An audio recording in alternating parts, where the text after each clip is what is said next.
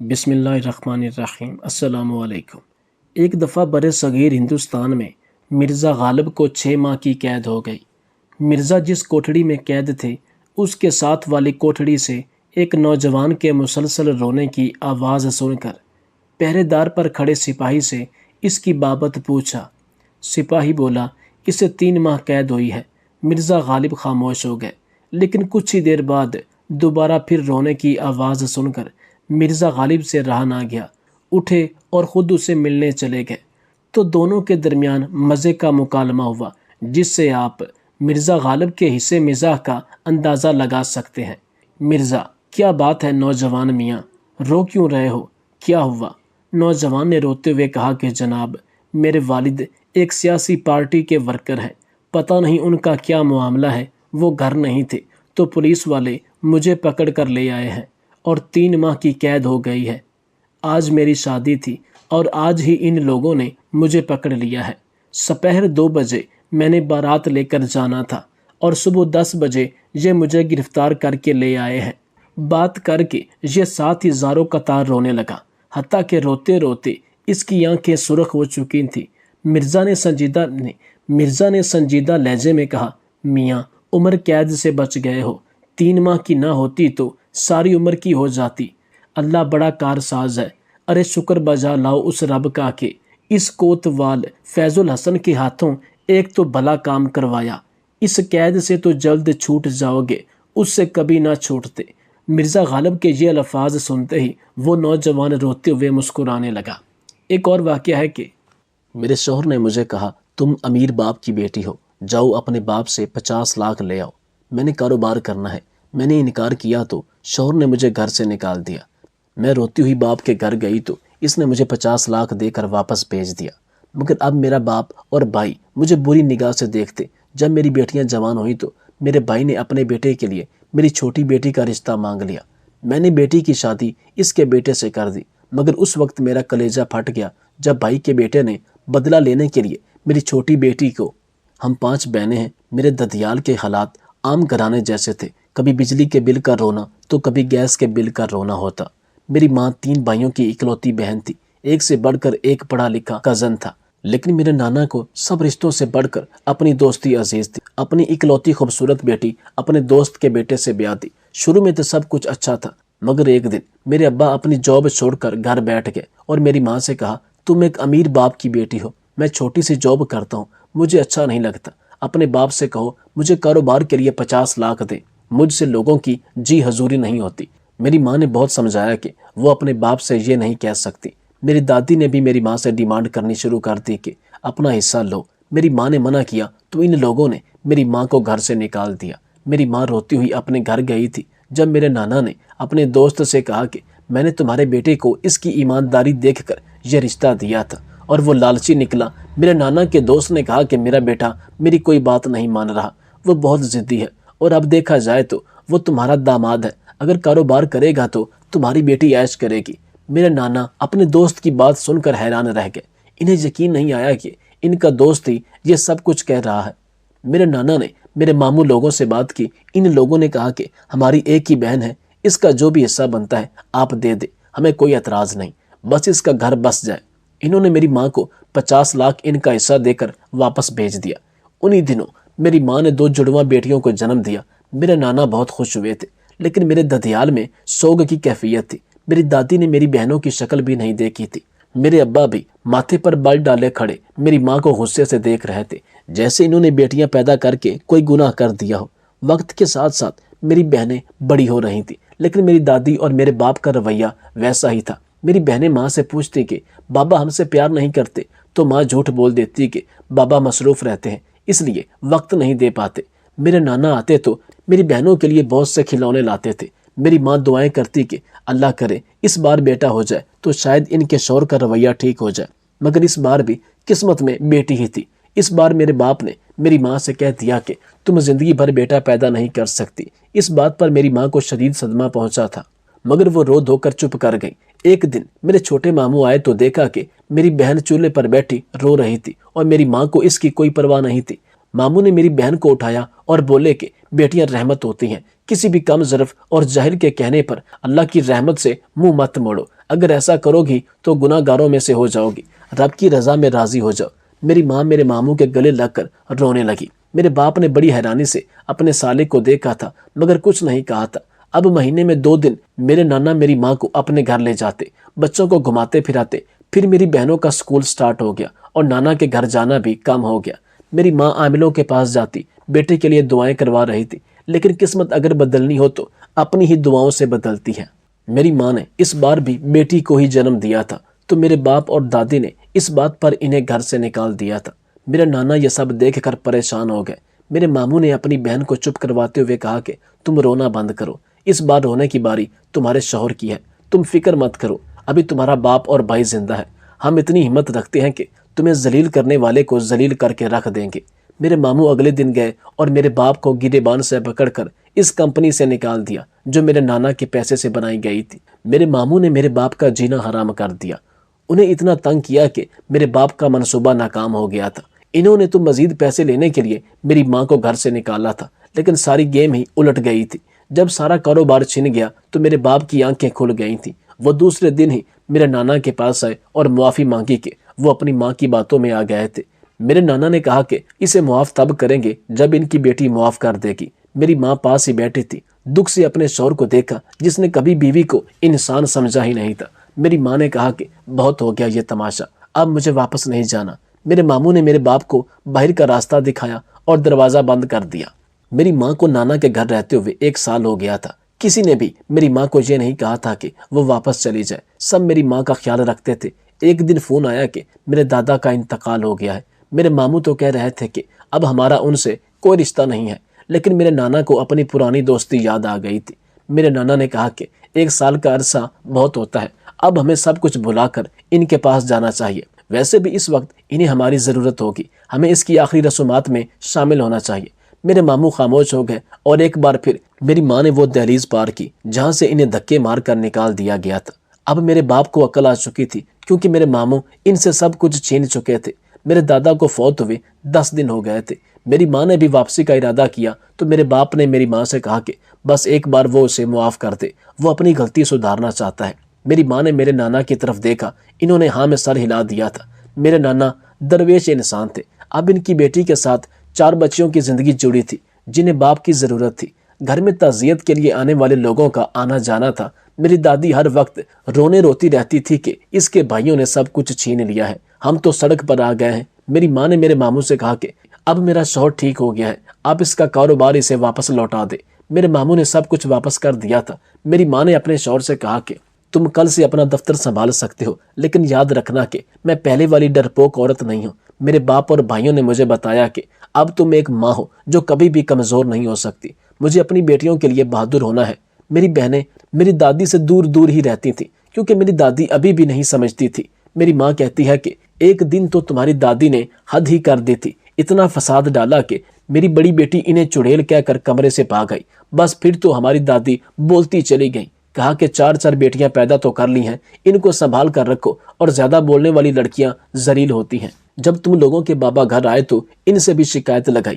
بابا نے پہلے تو میری بہن کو بہت ڈانٹا، لیکن پھر پیار سے اسے اپنے پاس بٹھایا اور کہا بیٹا بڑوں سے بدتمیزی نہیں کرتے، آپ کچھ بھی برا کرو گی تو ہر بات آپ کی ماں پر آئے گی، اور میں نہیں چاہتا کوئی یہ کہے کہ آپ کی ماں اچھی نہیں ہے۔ ماں کہتی ہے کہ اس دن میں بہت روئی، بہت سالوں بعد میرے شوہر کو آخر کار میری اچھائی نظر آ گئی تھی۔ اب میرے بابا میری بہنوں اور میری ماں کا خیال رکھتے تھے، شاپنگ پر لے جاتے، سیر کرواتے، بچوں کے سکول بھی جاتے۔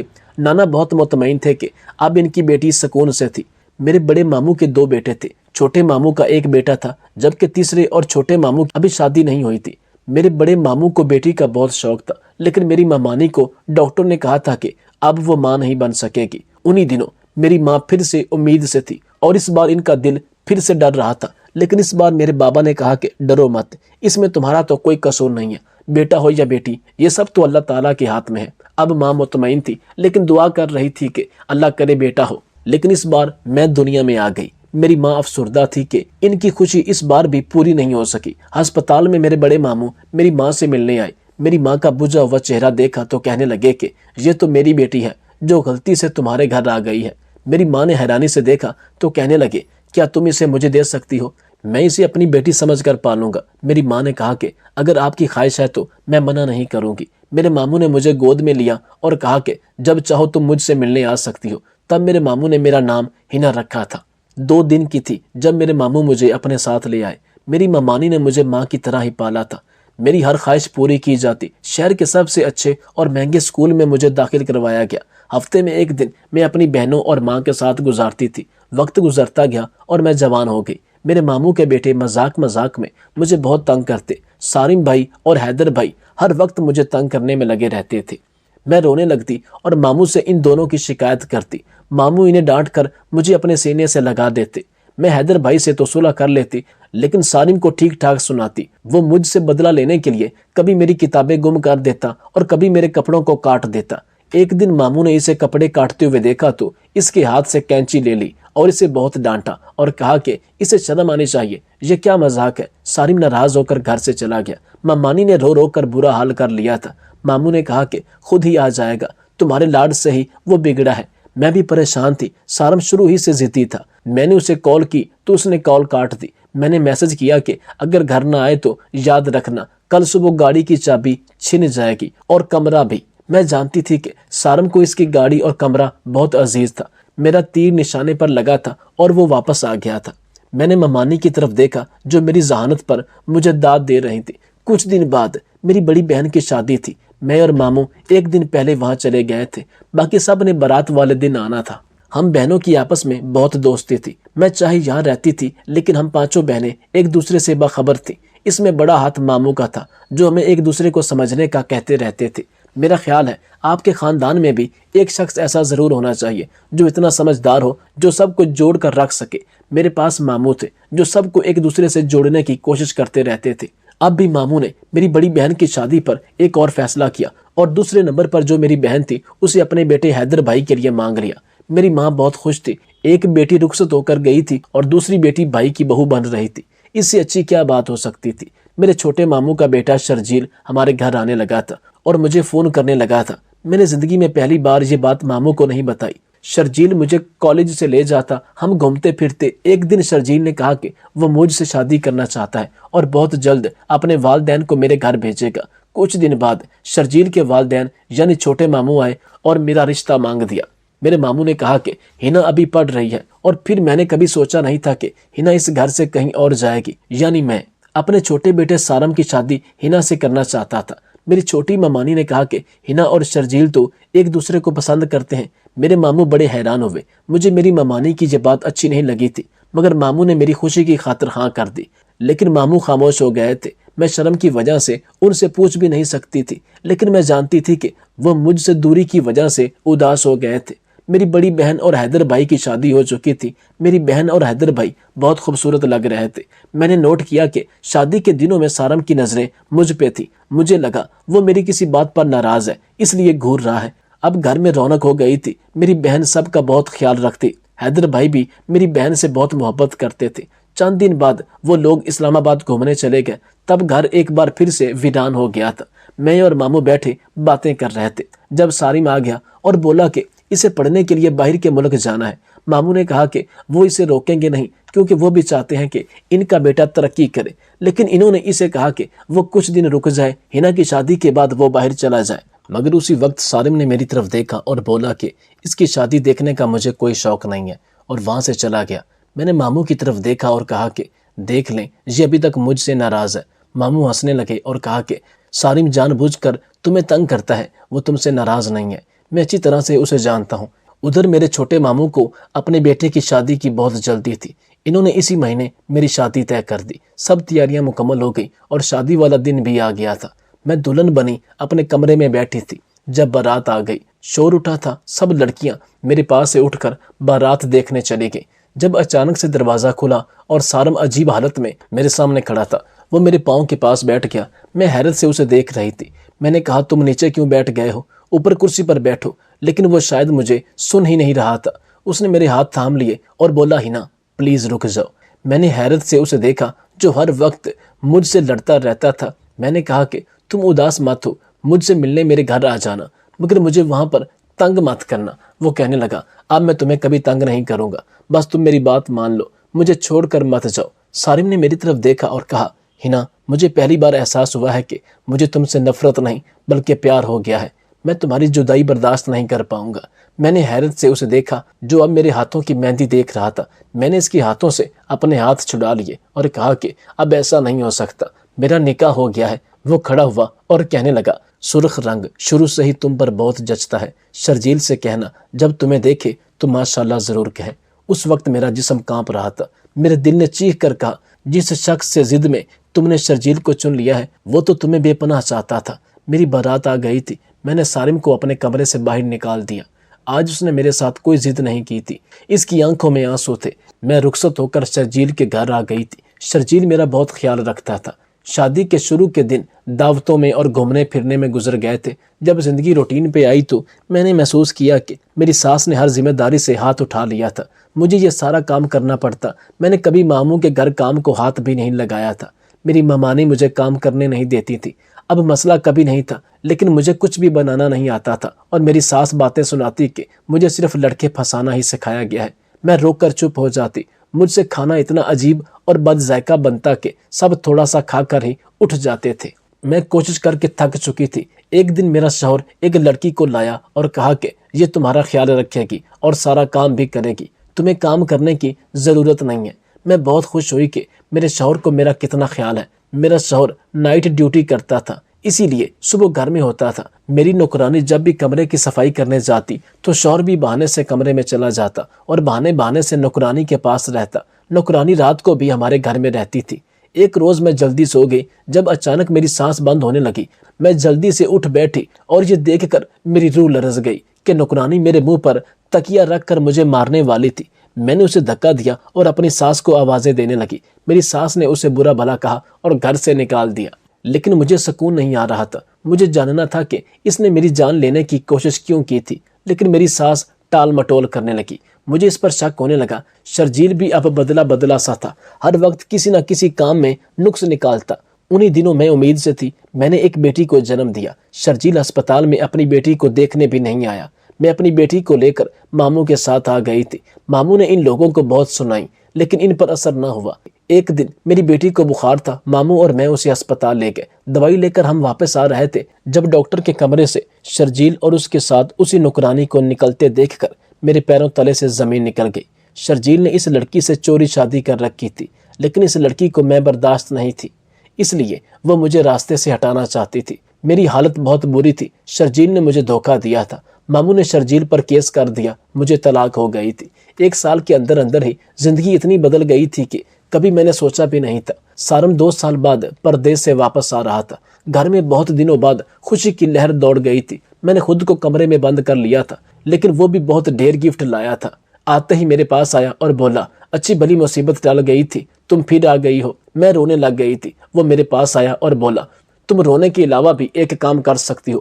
میں نے اس کی طرف دیکھا تو اس کی آنکھوں میں آج بھی میرے لیے محبت تھی۔ وہ کہنے لگا کیا تم مجھ سے شادی کرو گی؟ اس کی بات پر میں نے اپنا سر جھکا لیا تھا۔ وہ یہ کہتا ہوا کمرے سے باہر چلا گیا کہ ایک بار تو اس سے غلطی ہو گئی تھی، اب وہ یہ غلطی پھر سے نہیں کر سکتا۔ سارم نے ساری بات اپنی ماں کو بتا دی تھی اور میرے ماموں تو پہلے یہی چاہتے تھے۔ میری زندگی میں پھر سے خوشیاں لوٹ آئی تھی۔ میری شادی سارم سے ہو گئی تھی۔ سارم نے میری بیٹی کو اپنی بیٹی بنا لیا تھا۔ شادی سے پہلے سارم مجھے جتنا تنگ کرتا تھا، آج اس نے اس سے زیادہ میری جھولی میں خوشیاں ڈال دی ہیں اور میں سارم کے ساتھ بہت خوش ہوں۔